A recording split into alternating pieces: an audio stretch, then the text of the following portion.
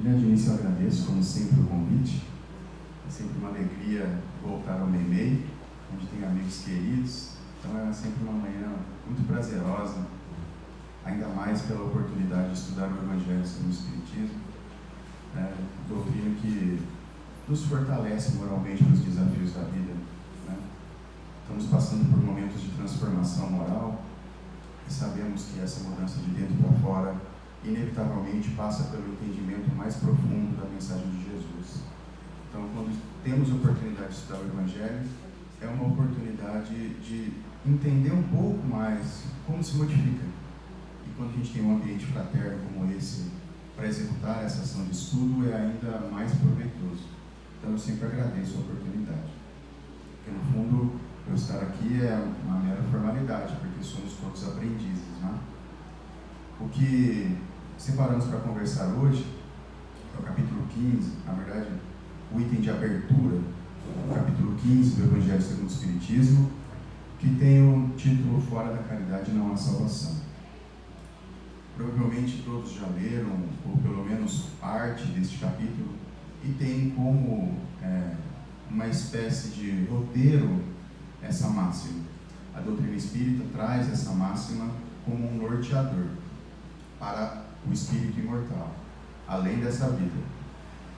E o mais interessante é que, uma vez adotando esta máxima como norteador, isso cria uma postura inclusiva, porque não é fora do espiritismo ou fora de uma crença qualquer que há a salvação, é fora da caridade. O final desse capítulo, inclusive, aborda esse tópico de forma mais direta. Fora da religião não há salvação, né? Então Kardec vai mais próximo desse comportamento equivocado de restrição baseado em crenças, etnias, comportamentos.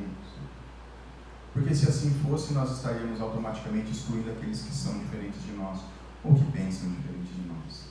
E não é o caso, porque se temos um único Pai, Deus, Criador de tudo e de todos, amor supremo, inteligência suprema, não faz o menor sentido distinguir uns e já no próprio berço excluir outros, não é?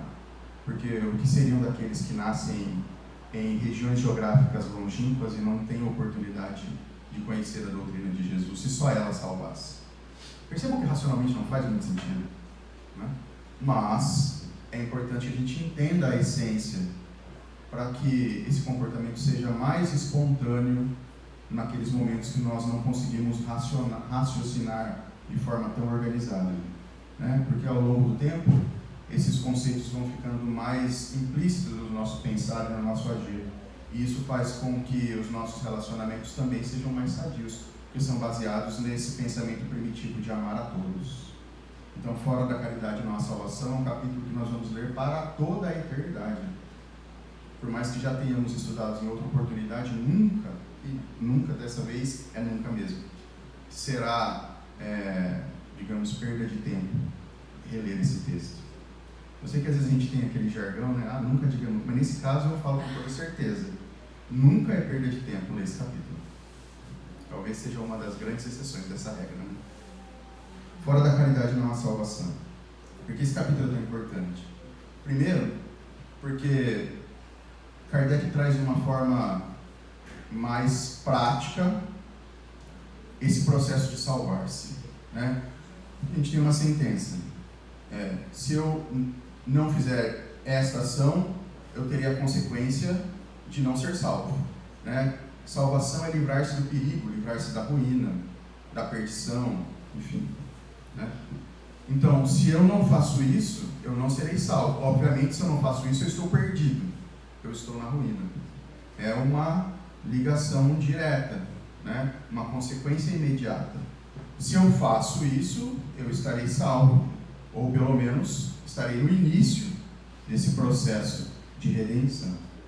Então, esse é o primeiro ponto. Existe um mecanismo de salvação. É possível realizar, ou pelo menos começar agora. Isso já estava no Livro dos Espíritos. Mas quando Kardec traz por um capítulo inteiro do Evangelho segundo o Espiritismo, ele está detalhando como eu começo. que eu faço? Como eu faço? Para quem eu faço? Os primeiros itens têm essa abordagem, inclusive esse título, né? Porque o capítulo denomina-se fora da caridade não há salvação. E o primeiro subitem é o que é preciso para ser salvo. Ou seja, eu tenho um passo a passo ali bem definido por Kardec. E para nos mostrar qual é esse passo a passo, porque a caridade é uma virtude. E como todas as virtudes, nós estamos em processo de aquisição. Isso envolve o desprendimento das paixões ou conversão das paixões em virtudes, em comportamentos alinhados à lei de Deus. Porque as paixões elas são necessárias por um período onde nós temos um instinto mais forte, um livre-arbítrio mais reduzido.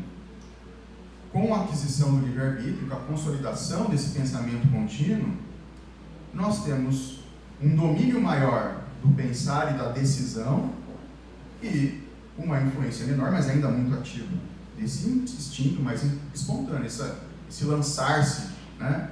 Esse estímulo mais imediato. Então, quando a gente começa a entender que essa salvação parte de uma decisão nossa, fica mais claro que a gente precisa aprender como faz. E Kardec coloca esse capítulo bem no meio do Evangelho segundo o Espiritismo, na virada, né? É o capítulo 15, de 28. Então, está mostrando que nesse segundo momento que você já entendeu que essa cartilha faz parte da sua vida, vai chegar a hora de você colocá-la em prática, e é aqui que a gente coloca, né? O Evangelho segundo o Espiritismo ele tem 3 grandes seções, todos os capítulos têm essa divisão, já comentamos isso outras vezes. Kardec apresenta um trecho bíblico, às vezes mais de um versículo ou um conjunto de versículos que ele é a base daquele bloco de ideias. Alguns versículos complementares a esse, geralmente esse versículo base dá o nome do capítulo, às vezes só sugere, mas às vezes é literal, né? Tipo honrar pai e mãe, ele coloca o mandamento mesmo. Não é o caso aqui. Fora da caridade não há salvação, os versículos não falam diretamente disso, mas tratam do ato, né? de amar alguém. Então, nesse momento, Kardec abre o capítulo com uma citação bíblica. As outras sessões são a explicação do Kardec sobre esses trechos bíblicos, a interpretação dele, acrescentando este ponto da imortalidade da alma, da reencarnação, da continuidade da existência, da mediunidade como um fenômeno da natureza. Então, essa abordagem espírita é acrescida na interpretação do Kardec, e isso difere de uma exegese tradicional de outras religiões vinculadas ao Cristo, né? Então, temos essas 2 primeiras sessões, recorte literal da Bíblia, de alguns trechos, e esses trechos são recortados sempre com esse cunho moral de instruir o leitor, de diferir o bem do mal. A explicação dele detalha esse assunto específico, e depois a gente tem as instruções dos Espíritos, mensagens do plano espiritual, que ratificam o que foi discutido antes. Então são 3 sessões, esse capítulo não é diferente, né? O que nós vamos ver é o trecho bíblico e a explicação de Kardec sobre esse trecho bíblico. E eu pergunto a vocês, qual trecho bíblico é mais proveitoso dos muitos, tanto do Velho quanto do Novo Testamento? O Novo Testamento, nascimento de Jesus para até sua morte, né? Então, qual dos trechos bíblicos Kardec selecionou para mostrar como se salva? Porque esse é o primeiro subtópico. Como se salva? O que eu preciso fazer?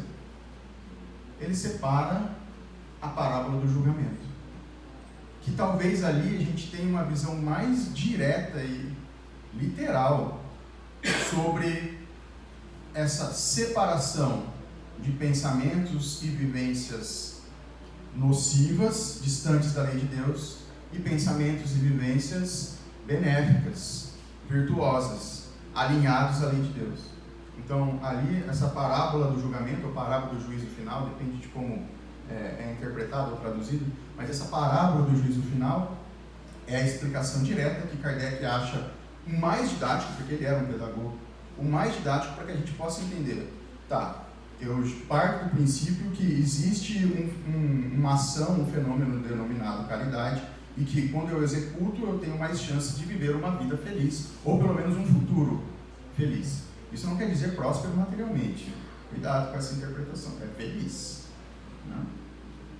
Então, eu vou selecionar o próprio Cristo explicando o que é preciso fazer para começar esse processo, porque talvez a gente só consiga adquirir a capacidade de fazer a caridade em sua plenitude daqui muitas existências. Estou falando por mim, talvez vocês já estejam próximos, mas muitas existências para eu viver a caridade, muitas. Só que eu preciso começar de algum lugar. Então, por mais que eu ainda não tenha aquela virtude espontânea no meu pensar, falar e agir, eu tenho que começar a incorporar. Então, isso é uma outra coisa que a gente tem que começar a entender, que essa ascensão espiritual, que a gente brinca tanto, né? Ah, eu quero me elevar espiritualmente, depende de mim. E não é simples. Envolve esforço e luta. Mas é luta de luta mesmo. De dor. Porque em muitas situações eu tenho que segurar a minha ansiedade, o meu desejo de executar ações que eu já reconheço que são prejudiciais. Em todos os sentidos. Material, espiritual e emocional.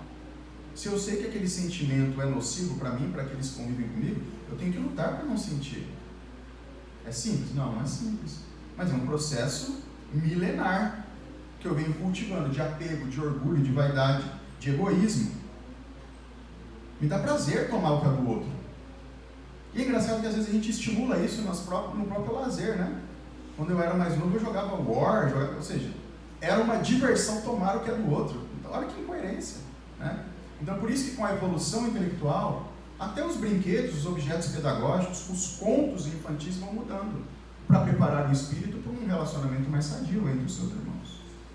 Isso faz parte da evolução espiritual. Mas é o espírito que decide se quer evoluir ou não. Kardec dá o caminho, mas nós que vamos ter a força de dar o passo. A trilha já está traçada.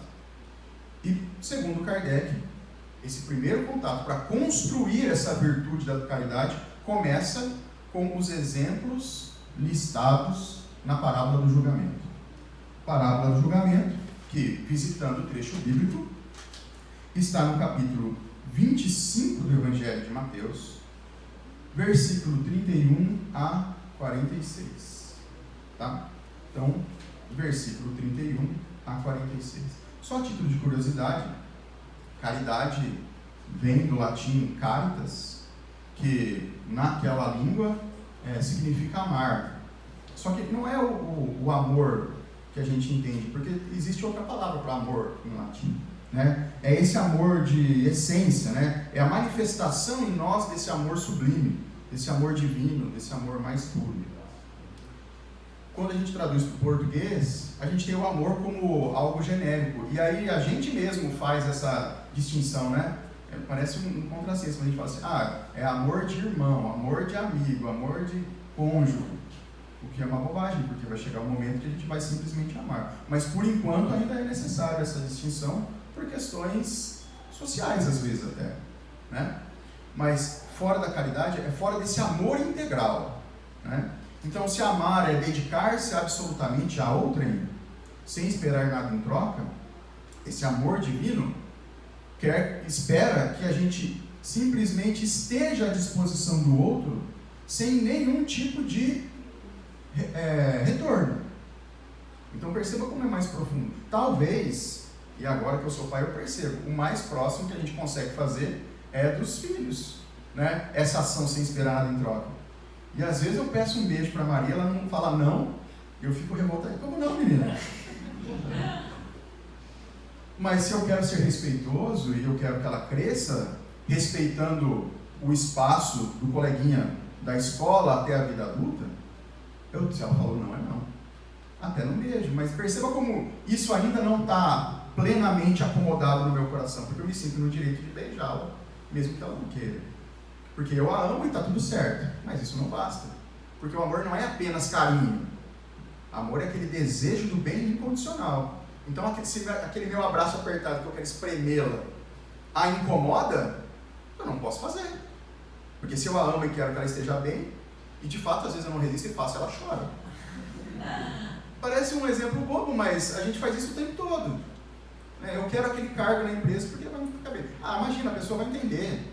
Depois ela espera a vez dela da promoção. Eu acho que está tudo certo, mas talvez não esteja. Então, se eu quero de verdade que o colega sinta-se bem, eu coloco os meus interesses pessoais abaixo do interesse coletivo. Isso é o princípio do amor, que algumas pessoas conseguem, eu talvez ainda não. Mas eu preciso começar de algum lugar. Então, como que eu faço aquele exercício de preparação? Que é igual quando você vai aprender qualquer habilidade. Esporte, música.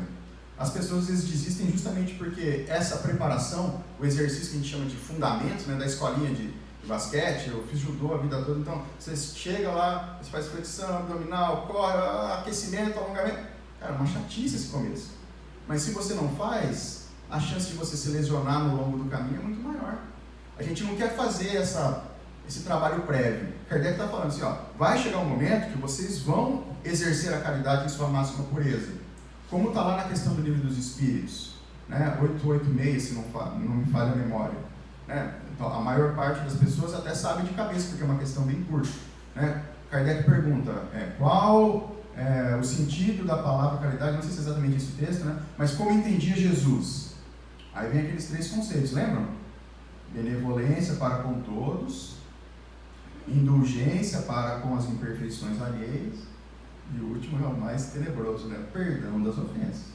Então, segundo Jesus, essas ações integrais conjuntas, não é uma depois, ao mesmo tempo, de forma espontânea, é a caridade em sua máxima pureza.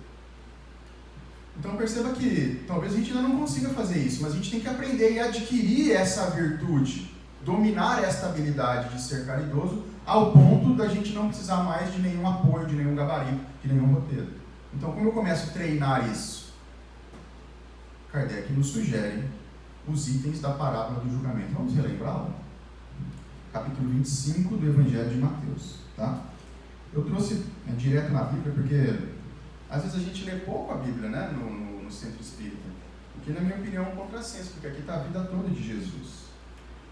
O Kardec separou os trechos que são essenciais para o ensino moral. Isso está na contracapa, na abertura do Evangelho, o Kardec explica isso para nós. Por que não está em ordem cronológica, não está a Bíblia inteira? Porque ele separou milimetricamente aquilo que era importante para a gente ver Jesus explicando a diferença do bem e do mal, para que a gente possa escolher voluntariamente fazer o bem baseado naquele conceito. E aí depois ele explica aquele conceito, tem a mensagem dos Espíritos, como a gente já explicou. Mas a gente descarta a Bíblia como se fosse algo que não é relevante, e é justamente o contrário. Tanto que um dos maiores expoentes da atualidade da divulgação da doutrina espírita foi estudar a Bíblia na sua língua nativa. Então perceba a sua importância. E essa Bíblia, se fazer um parênteses, é uma coisa muito curiosa, porque eu não vou falar o ano, mas foi na década de 90 que eu ganhei essa Bíblia da minha mãe, numa tentativa de me matricular no catecismo.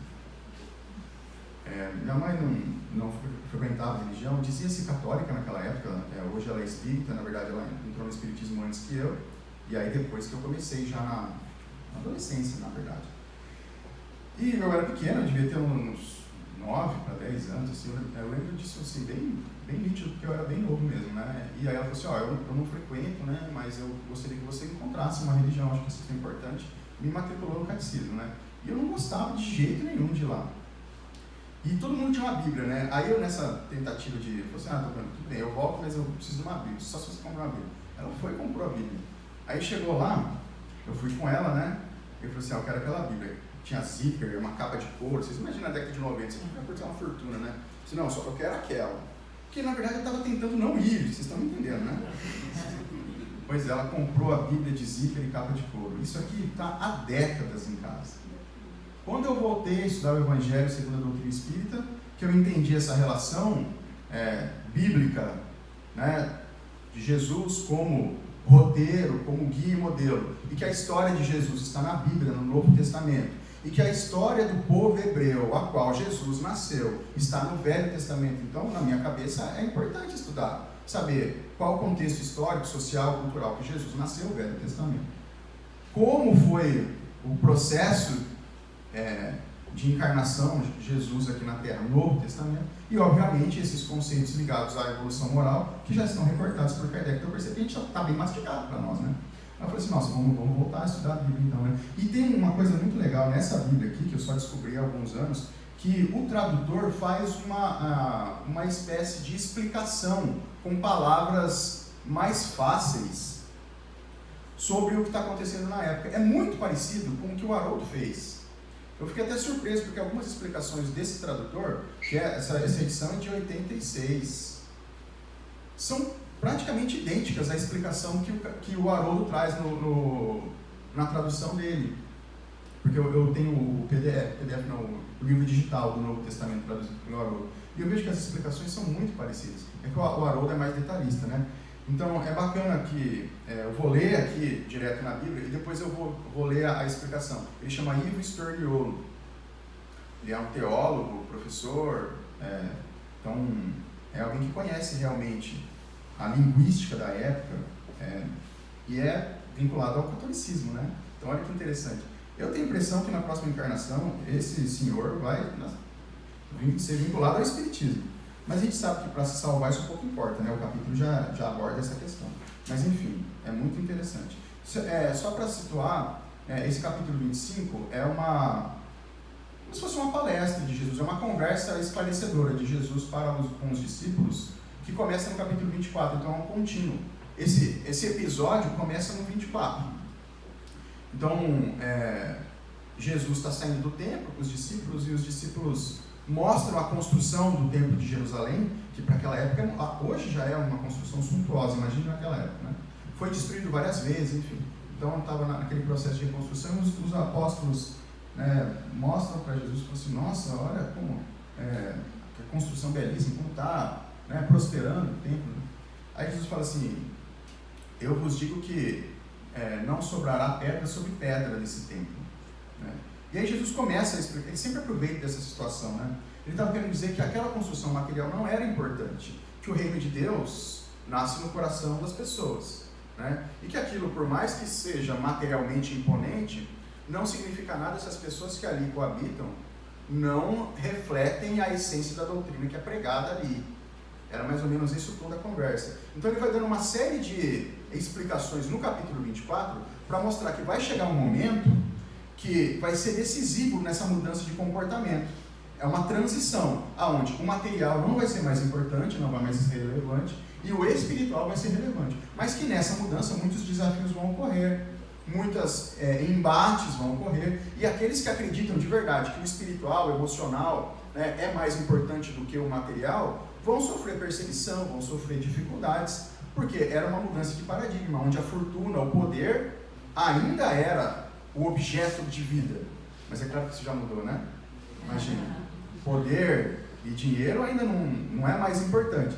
Então já evoluímos bastante, não é uma brincadeira. Mas naquela época era ainda mais drástico essa busca, né? Então é mais ou menos isso tom da conversa. A gente está falando assim, se vocês quiserem estar preparados, quando essa mudança de destruição e renascimento desse templo que não é mais físico e é templo individual da essência acontecer, vocês têm que estar preparados se vocês quiserem ajudar nessa reconstrução, né? E aí ele vai dando uma série de ensinos, né? Aqui nessa Bíblia em especial é dividido por tópicos, por assunto, né? Então os versículos são agrupados. Ele começa, a coragem, depois que ele explica isso, né? Os discípulos falam assim, Senhor, então nos fale quando vai acontecer essa mudança, né? E quando o Senhor vai retornar para fazer esse reino novo, né? Quando que vai acontecer essa destruição? Na cabeça deles era a destruição do mundo, né? E aí Jesus falou assim, olha, antes disso acontecer, você tem que estar preparado, porque não tem um momento que eu vou te falar uma data que isso vai acontecer. Mas, por hora, o que eu posso dizer é que você se prepare. Ele vai dando itens para estimular a preparação. Então ele fala, isso é o capítulo 24, antes de chegar na parábola do julgamento. Isso é importante porque a parábola do julgamento é mais um exemplo de Jesus explicando como as pessoas vão se salvar nesse processo de transformação dos valores materiais para os valores espirituais, né? Então ele vai falando a coragem do testemunho, estejam prevenidos, a história do fim dos tempos, fiquem vigiando, né? E aí depois ele entra no capítulo 25 contando parábolas, porque como ele já explicou que vai acontecer todo esse processo, ele vai, digamos assim, exemplificar como que é a mudança do reino de Deus, que tipo, isso já estava planejado, né? Aí ele vai começar a explicar como é o reino de Deus. E aí no capítulo 25 tem 3 parábolas. A parábola das 10 virgens, a parábola dos talentos e a parábola do julgamento, que é a última do capítulo, encerra a conversa e Jesus vai para outro lugar. Então perceba que essas 3 parábolas fazem parte da mesma conversa de renovação do mundo, mas dos valores do mundo, que Jesus aproveita essa situação do espanto dos discípulos com aquela construção maravilhosa, como se aquilo fosse o templo de Deus. Jesus está falando, olha, o templo de Deus é muito mais profundo do que apenas paredes, mas para que essa mudança de interpretação aconteça, precisamos trabalhar, e os trabalhadores têm que estar preparados para enfrentar quem não está disposto a mudar essa postura. Está dando para entender? Tá. Então agora faz mais sentido quando a gente lê a parábola dos talentos, porque é sempre alguém recebendo uma responsabilidade. Olha só como é interessante, é sempre alguém recebendo uma responsabilidade e esperando quem vai cobrar dessa responsabilidade chegar para ele mostrar se ele fez ou não. Então percebam, Deus falando, olha, uma hora a gente precisa mudar essa interpretação, uma hora o amor precisa reinar e não o poder, essa transformação precisa ocorrer. Então quem vai fazer? Algumas pessoas recebem os talentos, algumas pessoas recebem as responsabilidades, algumas pessoas recebem trabalho, oportunidade. Então a gente tem essa ideia que Deus vai chegar e vai cobrar daqueles que eram responsáveis essa transformação acontecer. A gente sabe que isso acontece de forma indireta, porque essa cobrança é individual, é da nossa própria consciência. Mas como ali está escrita a lei de Deus, na nossa interpretação ainda infantil, é como se fosse Deus, né, com a toga me julgando, mas na verdade é um julgamento interior. Mas é importante que a gente entenda que existe um processo de seleção, né? Então a parábola dos talentos, a parábola das 10 virgens tem essa abordagem, essa espera da cobrança de uma atitude que eu deveria ter feito e eu não sei exatamente se eu fiz ou não, né? E na última, na parábola do julgamento, talvez seja por isso que Kardec separa ela e não as outras para esse ponto, porque a parábola dos talentos está no outro capítulo. Então ela também é muito relevante, tudo na verdade é relevante. Mas Kardec separa a do julgamento porque ela é mais literal. Apesar de ter figuras, ela é muito literal. E ali não tem aquela desculpa que a gente fala assim, na Bíblia a gente não pode seguir tudo ao pé da letra, a gente tem que... Olha, tudo bem, a gente não precisa seguir ao pé da letra no começo, né? Porque é alegórico. Mas a hora que chega nos exemplos, é muito nítido o que é preciso fazer para ser salvo. Só para a gente não perder o foco da conversa, estou falando um monte de coisa misturada, né? Mas o foco é o que precisa fazer para ser salvo. Isso está literal na parábola do julgamento. Então, se eu não sei como começar, quero me transformar numa boa pessoa. Eu sei que só vai acontecer daqui muitas vidas, mas eu tenho que começar de algum lugar. Então, o que eu preciso fazer para me transformar numa boa pessoa? Tenho que começar de algum lugar. Mesmo que seja mecanicamente. Com a repetição, aquilo vai se tornando espontâneo. Se não me engano, é o Emmanuel que tem uma frase, na verdade essa frase é atribuída a vários autores, mas se não me engano, tem Emmanuel dizendo isso para o Chico, que a disciplina gera espontaneidade, não é? Temos que começar. Então, com essa disciplina de repetir, aquele comportamento vai se tornar espontâneo. Mas vamos à parábola do julgamento, tá? Aqui já vai ser, talvez um pouco diferente do que você leia no Evangelho segundo o Espiritismo, mais por causa da tradução, tá? Mas, enfim, são palavras que descrevem o mesmo episódio. Jesus, só para relembrar, explicando para os discípulos como acontece essa seleção de quem trabalhou para a renovação do reino de Deus. Quando o Filho do Homem vier na sua glória, acompanhado de todos os anjos, então se assentará em seu trono glorioso. Todos os povos, e aqui vamos fazer uma pausa. Ele está falando todos os povos naquela época, nem é hoje. Então é gentil, é romano, é israelita, todos os povos, não tem distinção de etnia aqui. Que dirá de classe social, né? Então voltando para a palavra de Jesus. Todos os povos da terra serão reunidos diante dele, e ele separará uns dos outros, assim como o pastor separa as ovelhas dos cabritos. E aqui é mais uma alegoria, os animais que são úteis para alguma finalidade, que são apartados para executar aquela finalidade, que no caso talvez seja a tosa, né, a retirada da lã. Não é nenhuma distinção também de espécie, tá? Só para esclarecer. E colocará as ovelhas à sua direita e os cabritos à sua esquerda. Então o rei dirá aos que estiverem à sua direita. E aqui começa. Vamos contar. Venham vocês que são abençoados por meu Pai e recebam como herança o reino, que é a felicidade, que Deus lhes preparou desde a criação do mundo. Pois, quando estive com fome, me destes de comer. Quando eu estive com sede, me destes de beber. Quando estive nu, me vestistes. Eu era estrangeiro e me receberam. Estava doente e me visitaram, e cuidaram de mim. Estava preso, acabou os dedos, e me fostes ver. 6 ações concretas. Aqui não tem alegoria, aqui não tem figura de linguagem. São 6 ações concretas. Lembram daqueles convites que o Lucas estava fazendo, que a casa oferece? Todas as atividades assistenciais, da doutrina espírita, da doutrina evangélica, da doutrina muçulmana, da Umbanda, não importa, se tem a finalidade sincera de auxiliar alguém, ela é extremamente proveitosa para a renovação das criaturas que frequentam aqueles lugares. Então, o que é preciso fazer para ser salvo? Aqui no Meimei já tem um monte de start para esse processo transformador, que não vai ser só nessa vida, mas é um começo. É um começo. E aí os justos, que no caso são aqueles que fizeram, ficaram surpresos, né? E perguntaram: Senhor, quando foi que te vimos com fome e te demos de comer, com sede e te demos de beber? Quando foi que te vimos como estrangeiro e te recebemos em casa, ou sem roupa e te vestimos?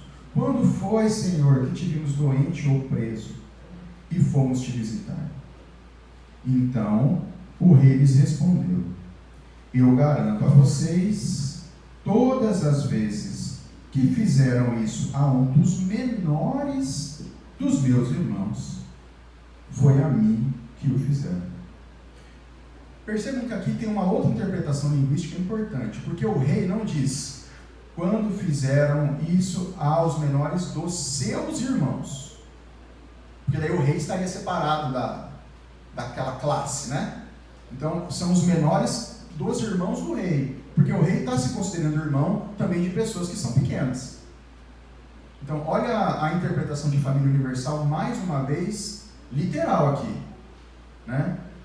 Porque se ele tivesse falado, olha, os menores de vocês, tipo plebe, né, ajudem-se, e eu, rei, vou comer o meu... Não, é o menor dos meus, ou seja, eu também faço parte da família, do conjunto.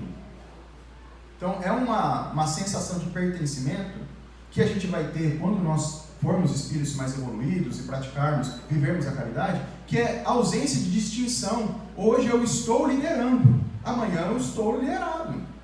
É simples assim. Hoje eu estou no invólucro feminino, amanhã eu estou no invólucro masculino. Hoje eu estou em uma etnia africana, amanhã eu estou numa etnia asiática. Pouco importa. O que importa? Que aquela experiência me fornece gatilhos para a transformação moral, oportunidade para a transformação moral. Estão entendendo? Então, por isso que é fora da caridade uma salvação. Não é fora do hétero, do homo, não interessa isso. Não interessa, de verdade, porque senão estaria escrito. Não está. E uma outra coisa importante, vamos resgatar lá 886.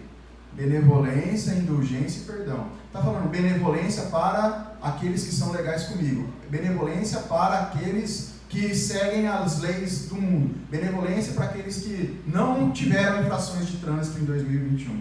Não tem nenhuma distinção. E uma vez que a gente entende que é com todos, porque a gente sempre descarta aqueles que erraram, né? Aqueles que erraram legalmente, que estão nos presídios, nos hospitais psiquiátricos, que estão nas ruas, envolvidas nos vícios, é como se eles não existissem na nossa abordagem de fazer o bem, né? Quero fazer o bem, aquela pessoa que está limpinha, cheirosa, que me abraça de volta, muito obrigado, Rodrigo. É mais fácil fazer o bem ali, né? Mas aquelas pessoas que a gente tem uma certa resistência, seja por questões intelectuais, enfim, a gente não considera ser útil a elas. E aqui está falando todos. E na última oportunidade de fazer o bem, Jesus é bem direto quanto a isso. Estive preso e me fostes ver. Para você visitar alguém que foi preso, é alguém que errou temporariamente segundo as leis dos homens. Por isso que ele está preso. Ninguém está preso. Com raras exceções, ninguém é preso à toa. Então, olha só como a 886 traz esse comportamento de indulgência, que mesmo com este erro, eu continuo sendo útil àquela pessoa. Isso não quer dizer que eu tenho que chegar lá, abraçar, beijar, porque às vezes ele ainda não tem condições de viver em sociedade de uma forma carinhosa. Mas eu estou lá, às vezes, para ler o Evangelho, para fazer uma prece, para ouvi-lo. Porque às vezes a gente supõe que a gente não consegue fazer nada. Ah, mas eu não sou inteligente, eu sou fraco, eu não tenho dinheiro. Não tem como ajudar as pessoas. Eu fui visitar um doente. Eu não fui curar o doente. Eu não comprei o remédio. Eu não fiz o curativo. Eu fui visitar o doente. E se às vezes eu não consigo visitar fisicamente, nós espíritas sabemos que a nossa mente se desprende do corpo, não se desprende? Então será que eu não posso visitá-lo em forma de prece? Porque o doente está em outro país. Eu não tenho condição de ir lá. Mas será que eu não posso regularmente fazer prece? Às vezes o doente desencarnou, então só porque ele deixou de estar doente do corpo físico, ele não precisa mais da minha prece? Então eu tenho uma desavença com alguém que desencarnou. Então perceba como eu ainda tenho a possibilidade de estender essa visita mental fraterna. Aqui, de novo, resgatando os trabalhos da casa, nós temos um grupo de irradiação, que é prece, é expansão mental, para que essa vibração chegue à distância, à pessoa que está precisando, como se fosse um passo à distância. Então tem muitas oportunidades de a gente ser útil às pessoas. Quando a gente integrar todas essas ações no nosso comportamento diário, de forma ininterrupta, nós seremos caridosos. Mas o Kardec está querendo dizer, na abertura do capítulo, comece de algum lugar. Comece de algum lugar. Porque esse é o processo de salvação. Que depende de quem? Individualmente, cada um. Ah, mas a minha esposa faz prece pela gente. Bom, já é melhor que não fazer. Mas o meu mérito é muito menor do que o dela. Indiretamente eu recebo? Claro que eu recebo, porque ela me ama. É uma extensão energética, digamos assim. Mas a minha prece vai fortalecer os meus pensamentos. Né? A interpretação do Ives Torriolo. Eu não vou ler, mas depois tem a parte inversa. Né? Que o rei vai dizer que os que não fizeram essas 6 ações vão sofrer, vai ter pranto, ranger de dentes, enfim. E eles também ficam surpresos, né, que eles não fizeram para os irmãos menores. E aí vem a interpretação do tradutor. Eu vou ler a interpretação do tradutor, depois eu vou ler as palavras de Kardec, para a gente comparar. Tá? Esta é a única cena dos evangelhos que mostra qual será o conteúdo do juízo final. Os homens vão ser julgados pela fé que tiveram em Jesus. Fé que significa compromisso com a pessoa concreta de Jesus. Porém, onde está Jesus? Olha que legal a pergunta que ele faz.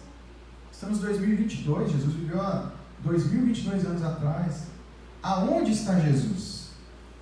Ele mesmo responde: está identificado com os pobres e oprimidos, marginalizados de todos os matizes, situados em uma sociedade baseada na riqueza e no poder.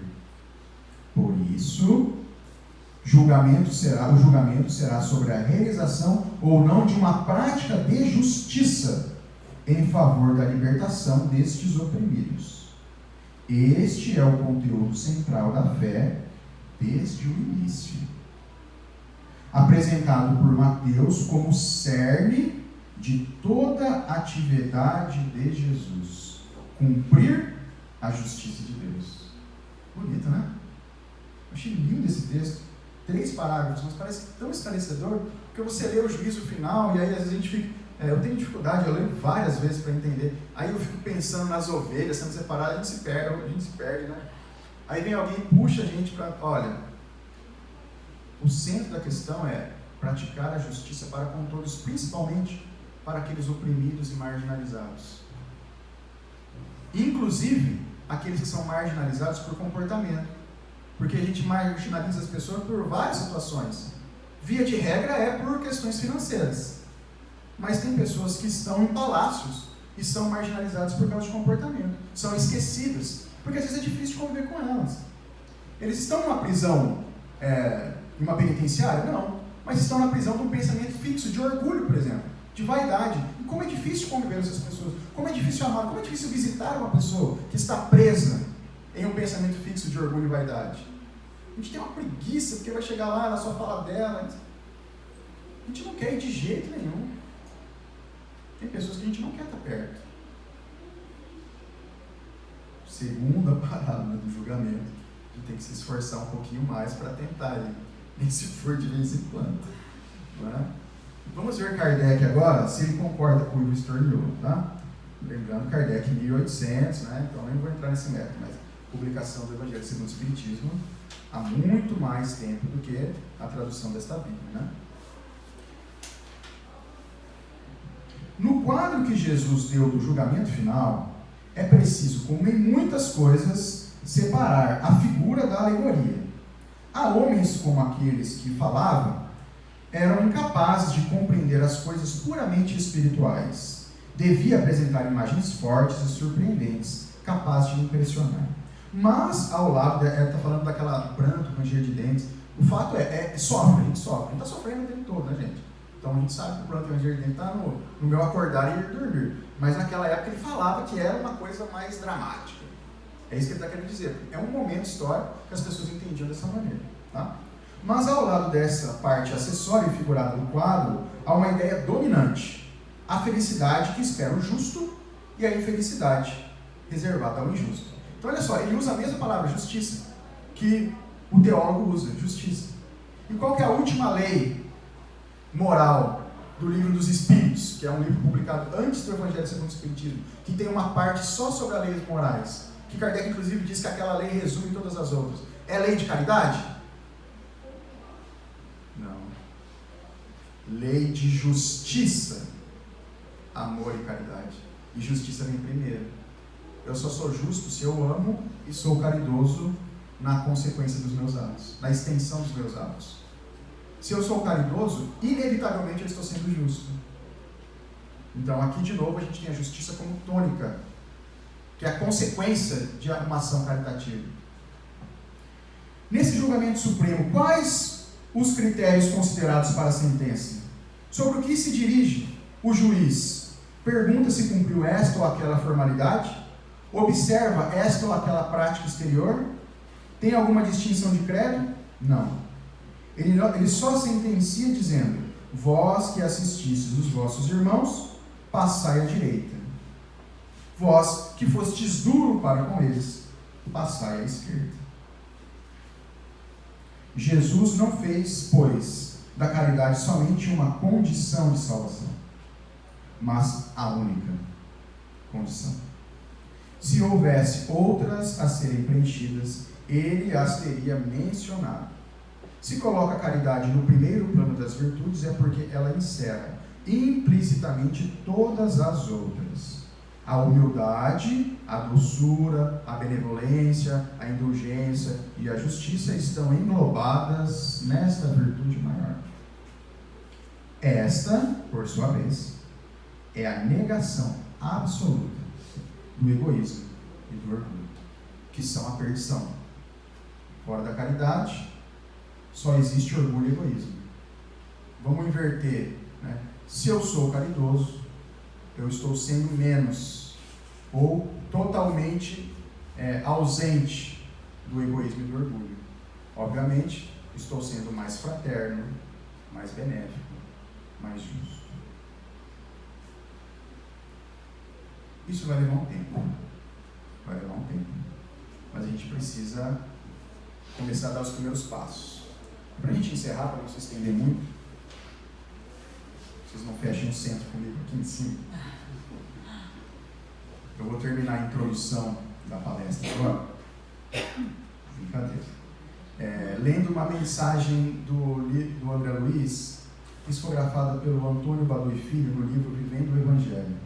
Nós adotamos esse livro como leitura complementar do nosso grupo de estudo de terça, que ele tem capítulos bem curtinhos, que acompanham a cronologia do Evangelho segundo o Espiritismo. Então tem sempre um capítulo réplica, que é uma página que tenta, de uma maneira mais contemporânea, mostrar, tá, beleza, mas o que eu faço agora então? O André Luiz tenta nos dar essa noção mais direta. Mais ainda, porque eu acho que esse item é bem direto, né? Mas André Luiz vai ainda mais próximo do nosso dia a dia. Parábola do julgamento, o que é preciso fazer para ser justo, do que a gente já conversou. André Luiz diz: você tem recursos. E o que faz pelos outros? É isso que vai ser considerado pela nossa consciência num julgamento, se nós tivemos uma boa vida ou não, né? Tem cultura. Ensina os ignorantes. Tem fortuna.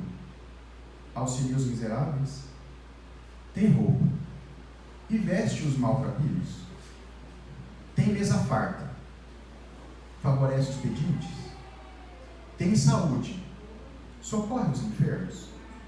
Tem privilégios. Ajuda os deserdados. Tem poder.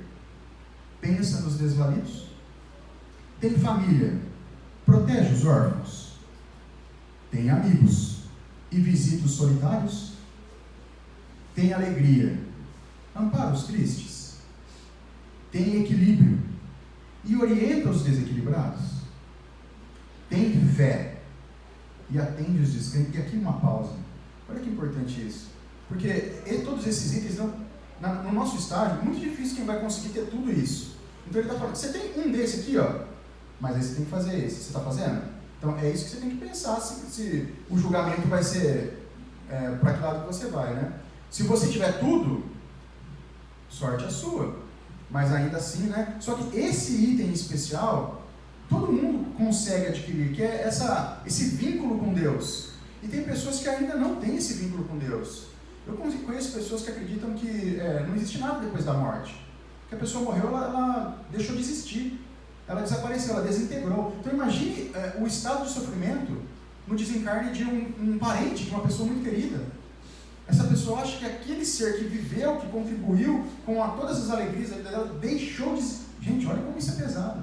Deixou de existir. Então, uma palavra que a gente pode ter para estimular o pensamento de que é possível um reencontro, mesmo que seja longínquo, já traz uma esperança imensa. E às vezes nem isso a gente faz. A gente às vezes tem vergonha de falar da nossa fé, né? Tem aquele jargão popular, religião... Claro que se discute com respeito, com carinho, com ternura, mas se discute porque a nossa religião é consoladora. As pessoas estão sofrendo de solidão depois que os parentes desencarnam, porque eles acreditam que não existe desencarne. Existe simplesmente a extinção daquele ser, pela ausência da fé. Tem esperança e conforta os aflitos. Diante do mundo, conquistando glórias e vantagens, você é aplaudido como vencedor.